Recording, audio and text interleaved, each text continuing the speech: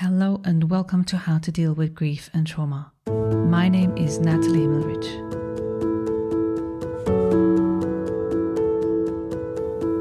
How to Deal with Grief and Trauma is completely self-funded, produced and edited by me, Natalie Himmelrich.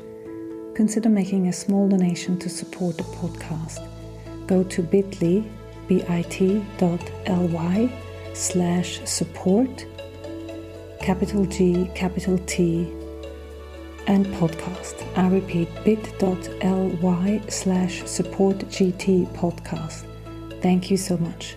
And for more information, please visit Natalie's website, join the podcast Instagram page, and subscribe to the newsletter to receive updates on future episodes.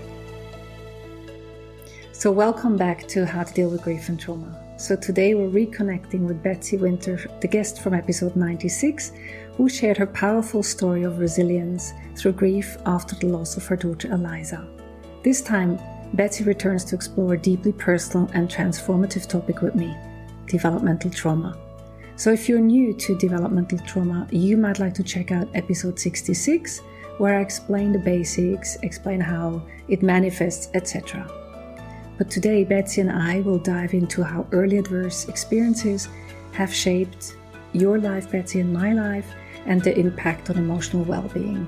And so you might like to say a little bit more about your healing journey, because Betsy offers a unique insight into that, having experienced it and how she found it, but also how she went on this work. Like last time you said, like you were a detective. So I'm really interested in that, like how you uncovered that hidden trauma and how you navigated relationships after that and embraced recovery. So we're going to look at how you found your wisdom, and we want to remind everyone listening that healing is possible no matter how early the wounds were formed. So stay tuned for a heartfelt conversation about vulnerability, growth, and the path towards lasting emotional freedom. So welcome, Betsy. Thank you. Nice to see you. So last time we spoke already about your trauma. So anyone wants to go back to your story can go back to episode 96. But we want to tune into a little bit more about that specific trauma that you uncovered while you were dealing with the grief after losing Eliza. So why don't you share a little bit about your personal story in terms of the trauma that you discovered and how you first realized that you were dealing with developmental trauma? Okay. With my loss experience with my daughter Eliza, I made a career shift. So I knew I wanted to support other people on the journey of love and loss. And so through that process of furthering my education and training and trying to build my toolkit so I could really show up for others, I kept opening doors to different levels of education around trauma and all the different types of trauma one might experience. And so it was at that point, a few years ago now, where I was introduced to somatic attachment therapy. And when I began to really explore and understand what the far-reaching consequences of early developmental trauma or experiences, adverse experiences. And that's really what set me on my journey of, for the first time ever, looking back on my life and realizing, that like, why was I the way I was? Why did I do the things I did? Why do I have certain reactions and feelings and responses? And when you enter this terrain of not really understanding yourself, you're in a terrain of things that have happened. And so that's really what kind of opened up the door to me to really understand what happened to me and how that has played out for the past 47 years. Mm. So for those who might not have listened to the other episode I mentioned, so developmental trauma refers to chronic exposure of adverse experiences in childhood, such as neglect, abuse, or a dysfunctional household, which disrupts the normal emotional and psychological development. And you and I, we've experienced that through our training in trauma modalities. You obviously look inside of yourself as to what is there. And so you went on this journey through other modalities, and the modalities, I think, are less important than what we discover inside ourselves. So, and so for people listening to this, they might wonder, well, do I have developmental trauma? We've mentioned it here now, but how did you discover those elements that you then realized, oh, okay, this is one of the forms of developmental trauma that I've experienced. Like, I give a personal example. So in my case, I had this family structure where I already discovered or uncovered a lot of difficult authoritarian beliefs that I have caught up, that I have lived with for my life. And some of them are actually good, or they brought me to where I'm at. But they also have a detrimental effect, such as the need for perfection, or the push that I got in my early childhood to do, and the focus that I had on doing as opposed to being, that led me to overwork myself. And, for example, it led to burnout. Now, I wouldn't say there was a neglect per se, but the abuse part is sort of really subtle as to what, for example, would be considered an abuse. And for some people listening to this, they might remember another episode I did on ACE, Adverse Childhood Experiences, which is like a place where you can actually find out whether certain things have happened that belong to this category. But how about in your situation? The entry point in for me was the why am I the way I am, really. So I struggled more with a lot of interpersonal challenges, a lot of really harmful, negative, limiting beliefs about myself and the world, a really hijacked nervous system. So living in chronic states of anxiety for me, and hypervigilance. Very extreme emotional reactions when triggered. I had reactions and behaviors and thoughts that were kind of the markers in the sand of something else is here. And it was kind of this, I've always been very introspective. As part of my trauma response was do better, people please, I will fix myself, I'm the broken one. I have been on a self-help journey since I was very young. Since I was in high school, I began reading books to try to understand myself, change myself, better myself, improve myself, fix myself. And so I had kind of a monumental moment that happened 3 years ago with my sister, and it really just it didn't open the door. It like blew up the whole house, the whole kind of illusion of which I'd been living in. And it sent me back to kind of a trauma response state that I hadn't been in for over 30 years. And that's what really, for me, it was like crisis. I was in crisis at that point. Only in relation to my sister in this one experience. But it sent me on this path of I must find a therapist. I'm broken. I'm so messed up. What is the matter with me? I need help. And then through that, it was really learning, oh, actually, I am not broken. I am actually quite functional and healthy. And it is the dysfunctional family system in which I've been raised in that has made me kind of feel this way about myself. So then every other little thing about myself, I began to understand through this new lens of not being broken, but because of what happened to me. And then it just kept digging deeper and deeper and exposing more and more truths about my lived experience.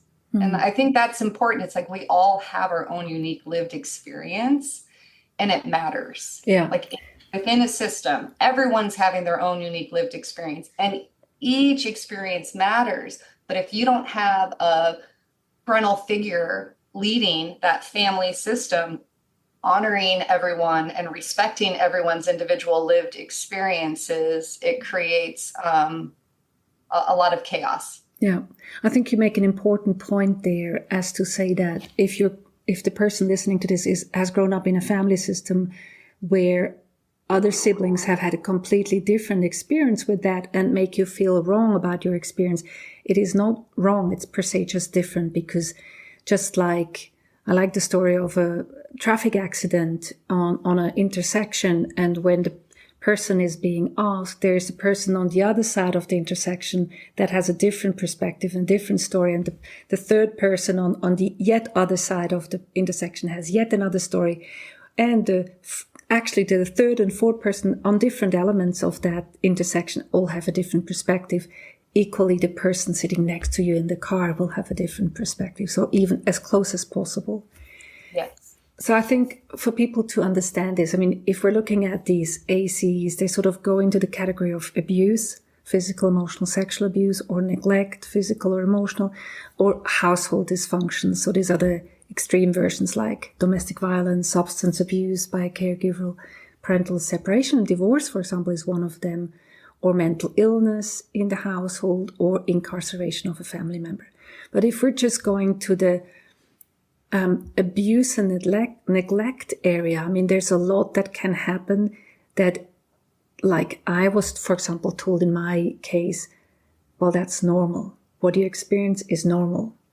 And I mean, I had a father who was very proud that he didn't hit us, but he was emotionally abusive, verbal abuse that I, in retrospect, could see, oh, okay. Or the inability to then flee. Like I have this scene in my head, standing in a doorway, and he's emotionally abusing me in the sense, and I wanted to leave, and I was crying, and he said, you don't leave until I'm finished. Or when I was crying, he'd say, why do you cry? There's no need to cry. So there's subtleties in that. Oh, but yes. There's real subtlety. And if you are made wrong in your reaction as to, in this experience, I mean, my father didn't hit me, he didn't sexually abuse me, but there's little things, subtle details that have a tremendous impact on how we as adults now walk through life. Mm-hmm.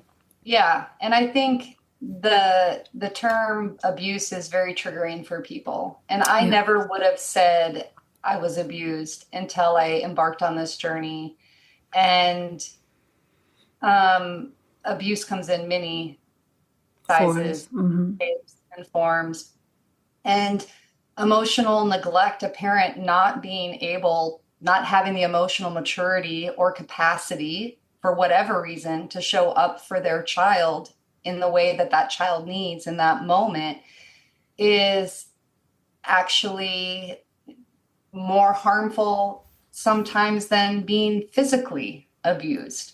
Yeah. Because it's so insidious. It becomes your personality. And I think that's the thing with complex trauma.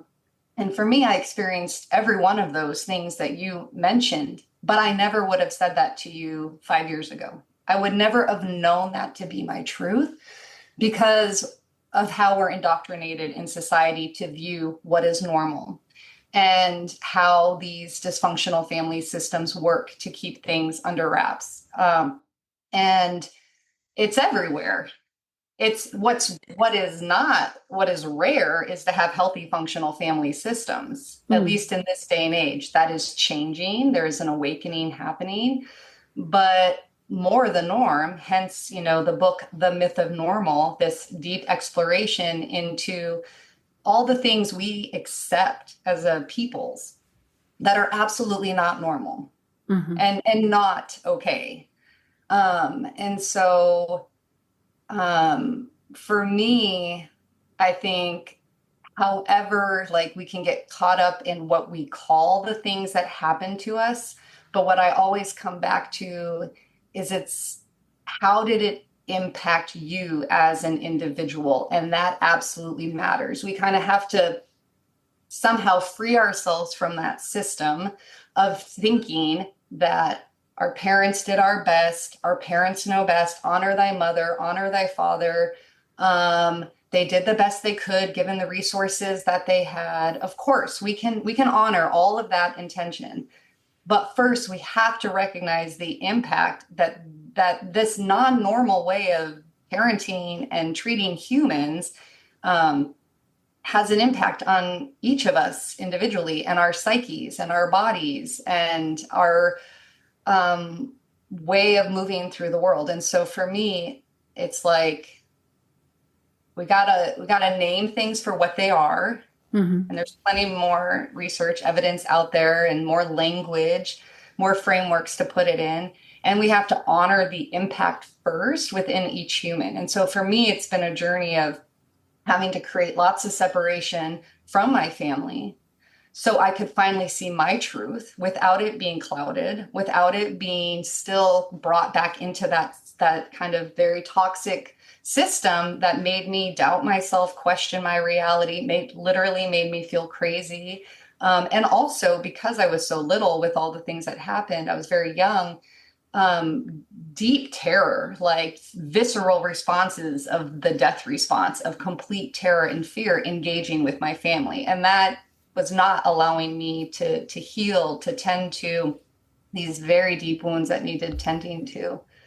So I think spaciousness is so important for anyone who's even beginning to wonder, like questioning themselves, like, why am I reacting this way? I hate the way I feel. I don't want to be this way in my life. Like I'm sharing some of my inner voices, that struggle.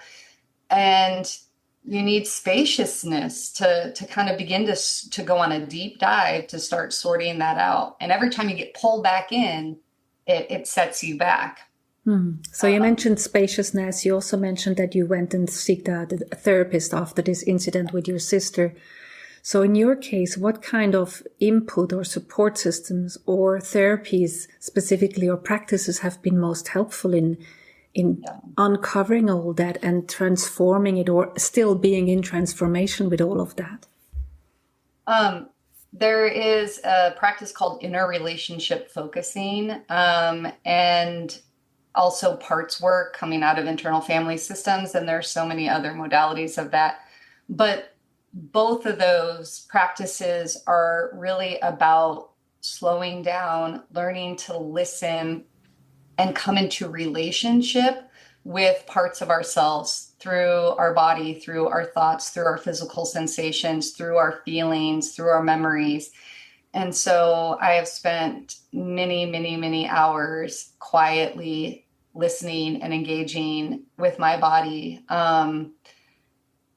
And what comes from that, the minute I make contact with the like bands in my chest, and I begin to drop in and actually create space and come into relationship with the sensation I'm having, so much more information is revealed to me. And it's this organic unfolding that I can't tell you what's going to ever happen anytime it happens, but it's revealed to me more truth of my story. And such profound healing happens when we can truly come into an intimate relationship with ourselves. And I'm reading The Way of Integrity right now by Martha Beck, I believe. And there's so many ways we, religion, spirituality, even her in this book, reference this idea of like our true nature or our self and presence, self energy, Buddha self, higher self, soul self. You can call it whatever you want. This core, this like always accessible, kind of like foundational presence that's within each of us. And when you can access that and then bring that into relationship with all these parts of yourselves that are still carrying the lies or carrying the trauma or carrying the burdens from the past, it is so profoundly healing. So when I reflect back on what you were saying, in my case, there was years of different modalities that I was training in and that I was using myself as a guinea pig as to learning. But the real understanding of the complex trauma or developmental trauma that have led to being who I was and reacting who I was, and also the way I approached my current trauma with this underlying, whatever it was called, I realized specifically in my training for a neuroaffective relationship model, there I realized how parts of myself I had to disengage from as a child for the survival in the system of the family. And it when I realized the different parts, and in this case, this trainer of that modality shared one of the survival strategies, I'm like, my God, he's talking about me. How does he know so much about that? Oh my God, is it so evident? But he was just describing one of the types of survival strategies. And it was so much, it was a part of me that was like, oh my God, he sees so much. But actually I was seeing it in myself. And there were other parts, like I lived a good part of my life in functional freeze. I was, as you were saying, people pleasing and doing everything for others. And so now with the gained understanding, I can see when it's happening. And sometimes I still react from that or respond through that. But there's a level of awareness that comes with it. And as you were describing, like the space, I have more agency in that as opposed to it happening. I can watch while it happens or not. And in my case, like, what always happened to me is I was wanting to be a good mother or even better parent my daughter than what the capabilities were of my parents. And I see that there are certain things that come through me that are replicas of my education. Mm-hmm. And then, however, I have done something right because my daughter speaks back and she reflects back and she says, for example, the other day I was saying something and she says, Mom, right now I actually don't need you to give me solutions. I need you to say, oh, this sounds really bad, or you must be hurting. And I'm like, I just switched over and said the things that she was, and I have the ability to say, oh my God, that's right. So I said it, and I said it a bit too fast. So she said, do you actually mean it? And she's a 13-year-old teenager. I said, actually, I do. Thank you for telling me. And I think it's good for people to hear as well. Like using your sentence, we do the best that we can. But the difference is how much are you willing to learn? Let's say me and my parenting to change something. Will I do it perfectly? No. But am I willing to have an understanding or an awareness of a rupture that is happening in the relationship, and am I willing to repair, just like in the example that I said? Because the rupture is less of a problem than the missing repair, the attunement, the way that I, in this example, see, okay, she's right. Or if it takes a little bit longer for me to come back, the speed is also not the situation, but to come back to her and say, look, I'm really sorry, I was totally dysregulated. I mean, I use other words with her, but so that she can say, oh, okay, here's Mom, and she realizes something isn't right. Yes, and that I want to pause here because I think this is such an important thing for anybody who's questioning their own journey. Is we, of course, humans are doing the best they can given their own circumstances and resources available to them, and a difference. Like where is that line in the sand? And for me, I come from a system that is unwilling to acknowledge and validate and repair in any true meaningful way.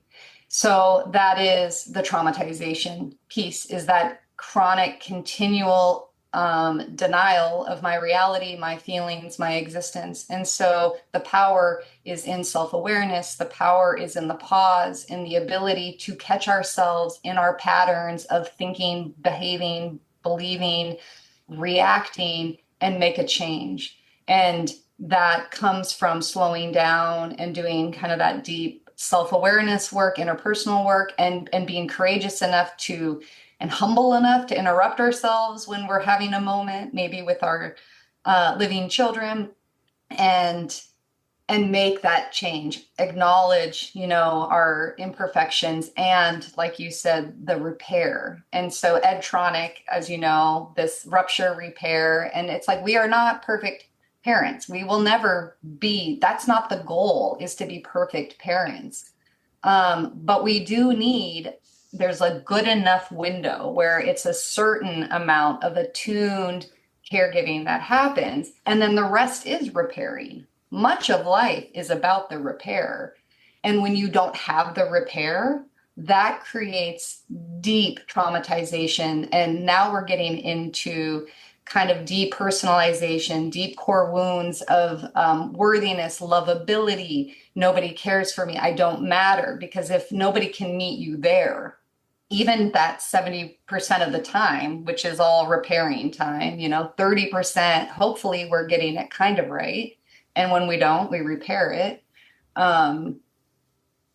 So I want to just really acknowledge that piece, because that's also part of what causes traumatization. It's when no one is there, when nobody is offering support, when there is no guidance, when no one is validating your experience, when no one is helping you process what is going on, and you need that support. Now we enter into helplessness, powerlessness. Now we're in that functional, freeze response where we completely shut down, collapse. And that is like devastating to the self. Yeah. And so with the complex trauma or developmental trauma, I think it's so important. Like, a difference is it's like feels like personality. It's so ingrained in you. It feels like your personality. So it's so hard to even pull apart the pieces that are the trauma, because it just feels like who you are. It's so embedded in your DNA, in your sense of self, in your identity. Yeah, and sometimes it's even a good thing, like someone who is a workaholic or who's very proud at what he does and works a lot and does everything for anyone else, and that's a good thing. So it's a personality part that often you feel good about, and you also get a lot of positive feedback. But then you realize the cost, and that's the shift. And I mean, you mentioned before the distance that you have currently in terms of relationship with the system, with your family, and also I think we mentioned that this is something that is in process. But some people might be, well, I can't have distance from my family. How can I? And yes, I mean, what do we say to them? There's two things. I'll answer that, and then I want to bring up another thing about good intention, positive intention. But I was terrified to create distance from my family. That was the scariest thing I have ever done. As far as what happened in my body, I like even talking about it right now. My heart is racing. My fingers are getting cold. All my blood is rushing out of me. I'm having my trauma response to it. It's terrifying for me. And it was. I felt like very distorted thoughts, which is another trauma response. Really bad things are going to happen. They're going to come after me. I felt like I was going to be, I don't know what, like such irrational, distorted, very terrifying thoughts. And the way I felt in my body felt like I was going to die. And so it took me to not follow every impulse. I had to work with my therapist diligently, like weekly therapy sessions or more when I needed those buffers, when I was feeling that pull back into the system. And I was bawling my eyes out, because it's my family and it's my sisters and my brother and my mom. And like, we are so trauma bonded as a family because of everything we went through. It's deeply painful. And that's the last thing I want to do. The part of me, that little girl part of me wants to do is not be connected to my family. But I had to really protect her. I had to protect the most wounded, vulnerable parts of myself by creating this space. So it's not easy to do. And for me, the threat was so real, I had to pretty much go no contact right away, where some people it's a progression. Mm-hmm. And here's the thing that I can now reflect back on. I think it's because, so you talked about parts. And in IFS, we have a protective cycle. When We have young, vulnerable, wounded parts, little parts of ourselves that have experienced the trauma or the emotional neglect, the abuse, whatever you want to call it. And they had to be exiled deep down into the system to not feel that pain or that fear or that reality of, oh my God, maybe these people don't love me or they're not competent and capable to care for me. These are things that little people cannot fathom. And so it goes into the deep, deep recesses of the body, and those parts get pushed down. And then a protective cycle is formed. We have our managers who run our day-to-day life, and then our firefighters who are the extreme reactors who come in when those parts begin to rise to the surface. So we have this whole system in place to keep the pain and the hurt and the trauma buried, because that's the safest place for it. And it was the safest place for it when we were little. But now we have these other parts that run our day-to-day life. And to your point, some of them have costs and consequences.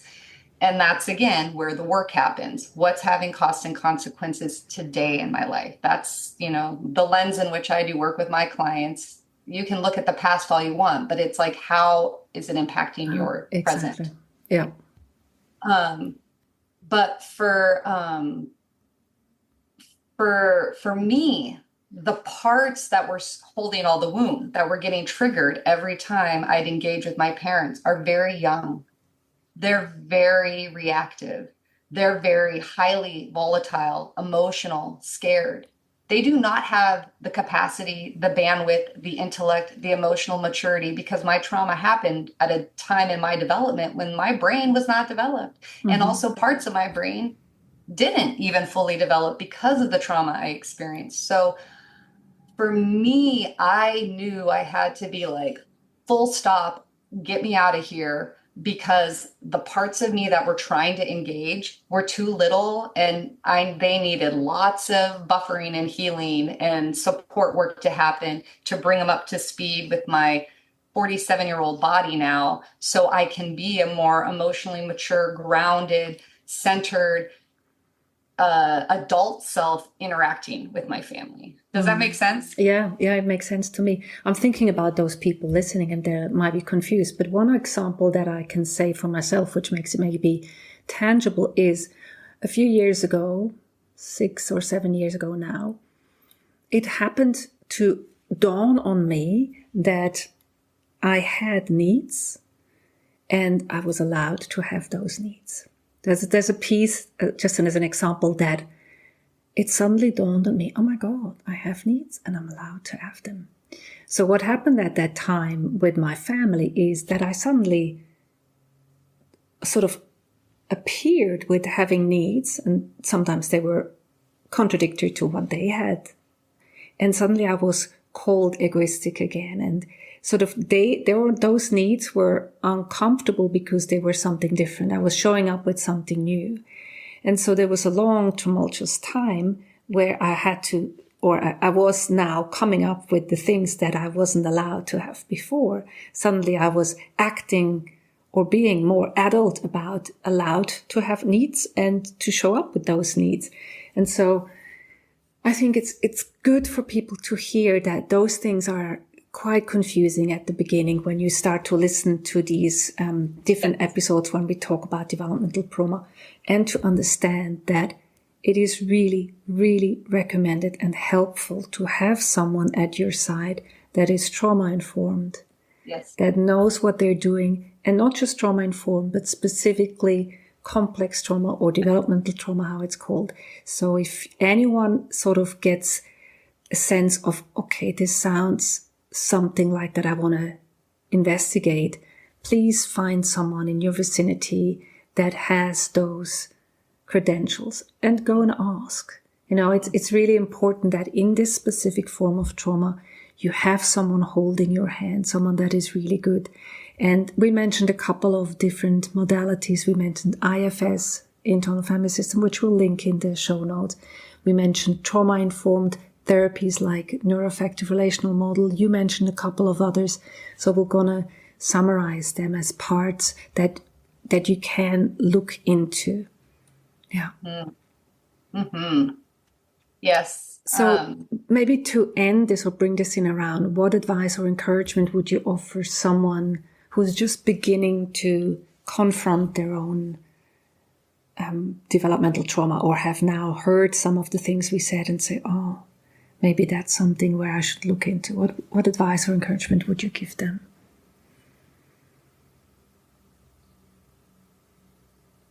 I agree with what you said of finding the right support. Mm-hmm. It's worth it to find your own truth, to finally receive the care and attention and acknowledgement and understanding and validation that you deserve by going down this path. And really, it's worth it. It's very hard, very painful, very confusing, very in and out and all over the place. But to find yourself and to find that freedom and to finally feel really solid in your being is so worth it in the end. So I would just say keep going. And if you have any, and it matters, because the world is going to tell you it doesn't matter. Everyone around you is going to tell you, get over the past. That happened 30 years ago. Okay, maybe it did. But are you experiencing things in your life right now that are having costs and consequences that you don't understand? Are you parenting in ways that you're unhappy with? Do you not like how you are in relationship with your partner or spouse? Do you, live in chronic states of anxiety, depression? These things are all the writing on the wall that there is something there that needs more attention. And it is worth the journey to do that deep healing work, to free yourself from those things, and then to also live the life that you want to live. Fundamentally, it's your right, to live this life with this. And so it's worth it. Absolutely. I think you just put this in such good context at the end and summarized it, to really look at what is happening in your present moment that is having a cost. And some of these things might be obvious, but some of these things might be concealed in something that is really good, like pleasing others and being overworking and doing all these things. But actually, you will know if it is a problem, if it has a cost that you want to look at. Yeah. Well, and all of our coping strategies, defense mechanisms, the ones that are sometimes more functional than others, all have positive intention. We needed to live our life that way at some point. But there maybe are things now that you're doing that served you 20 years ago that are no longer serving you. And then that's when the door opens. If you can say, this is no longer serving me, now you've opened yourself up to living differently, while also appreciating that you had to, be a people pleaser and learn how to adapt and evolve to your environment in order to survive, in order to get your needs met, in order to protect the most vulnerable parts of yourself. So I want to just also end saying all of those things have had very positive intentions. All parts of ourselves, even the ones that have more significant cost and consequences in our life, had positive intentions with the sole purpose of trying to protect you and serve you and keep you alive and sane in some cases. Yeah. But now you get to look at it differently. And that's where the power comes. You get to do differently if you want. Yeah.